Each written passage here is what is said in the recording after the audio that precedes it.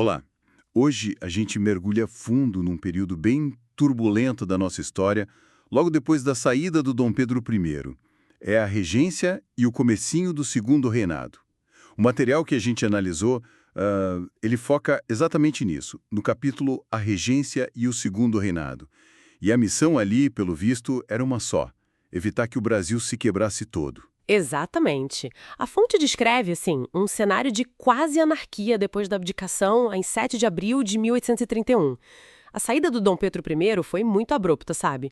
Deixou um vazio de poder enorme. Nossa, E o resultado foi, bom, imediato, desordem, revolta pipocando em tudo que é província, e a unidade do país, que mal tinha sido conquistada, foi colocada à prova. Foi um teste brutal mesmo. imagino.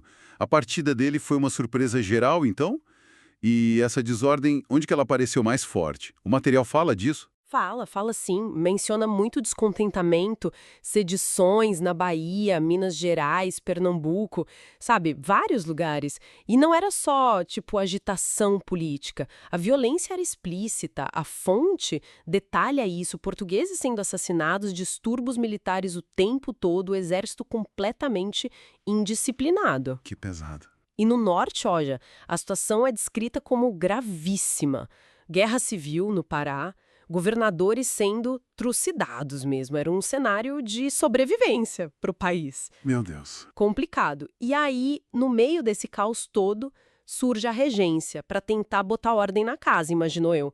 Mas não deve ter sido fácil, né? Ah, longe disso. A regência interina, a primeira, fez sacrifícios, assim, enormes, segundo a fonte.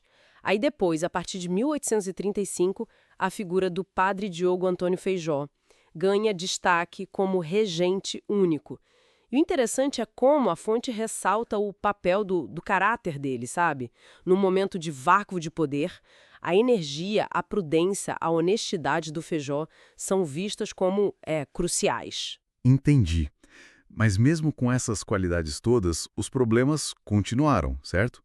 A Guerra dos Farrapos, por exemplo, começou nessa época, não foi? Exatamente, 1835, lá no Rio Grande do Sul. Um movimento separatista pesado que ia durar anos. E não era só isso. O Feijó enfrentou uma oposição política ferrenha que acabou formando o Partido Conservador em 36. A pressão foi tanta, Que ele saiu? que ele acabou renunciando, sim. Aí quem assumiu foi o Araújo Lima. Parece um período de tensão sem fim. Mas a fonte, ela consegue ver algo de positivo nisso tudo, apesar do caos. Curiosamente, sim. É interessante. Apesar de tudo, o material descreve a regência como uma espécie de escola de honradez e energia. Fundamental porque conseguiu, né, contra tudo e contra todos, preservar a unidade do território, as instituições. E aí tem um ponto bem específico da fonte. Qual? Ela atribui parte dessa, digamos, estabilidade, que foi garantida principalmente por Rio, São Paulo e Minas, a um planejamento mais espiritual.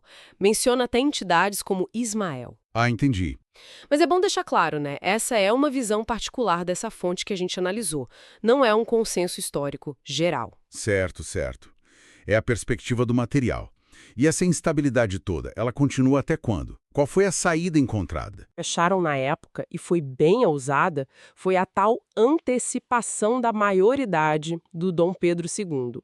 Isso em 1840. Mas ele era muito novo, quase 15 anos, né? Exato, menos de 15. Foi uma aposta mesmo para ver se a figura do imperador trazia de volta alguma estabilidade. Uma aposta num adolescente? Mas deu certo, pelo visto. Ele já era visto como alguém capaz, apesar da idade. Sim, a fonte destaca isso, que apesar de muito jovem, já reconheciam nele uma certa maturidade, um caráter firme, sabe?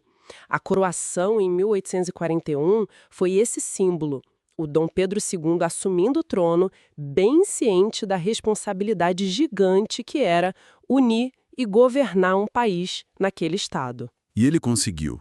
Trouxe a paz que o Brasil precisava. Qual foi o foco dele no início? A prioridade número 1 era pacificar o país. A fonte até destaca umas ações bem enérgicas. A intervenção do Caxias em São Paulo e Minas, por exemplo. Episódios como Venda Grande e Santa Luzia são mencionados. Aham. E o fim da Guerra dos Farrapos, que já durava um tempo. Isso foi crucial. Foi negociado com anistia respeitando as patentes militares dos revoltosos. Um passo enorme para a reconciliação. Então, finalmente, depois de tanto conflito, o Brasil começou a ter um respiro. Exatamente. Começa ali um período mais longo de paz interna. Deu para o país começar a se recuperar, a se reconstruir, né? E aí, de novo, a fonte que a gente está usando reforça aquela perspectiva dela mais singular. Sugere que o imperador era guiado por uma inspiração espiritual, mencionando de novo as falanges de Ismael. Entendi. Preparando o terreno. Isso, preparando as bases para um futuro republicano, com ideias de fraternidade e liberdade. Mas, reforçando mais uma vez, essa é uma interpretação específica do material. Fascinante. É uma virada e tanto, né? Sair de um cenário de quase desintegração para essa fase de consolidação com Dom Pedro II. Uma jornada cheia de percalços, sem dúvida nenhuma. Essa passagem da regência, que foi caótica, para a estabilidade que foi se construindo no segundo reinado, mostra bem como foi complexo formar a unidade do Brasil, que quase não aconteceu, né?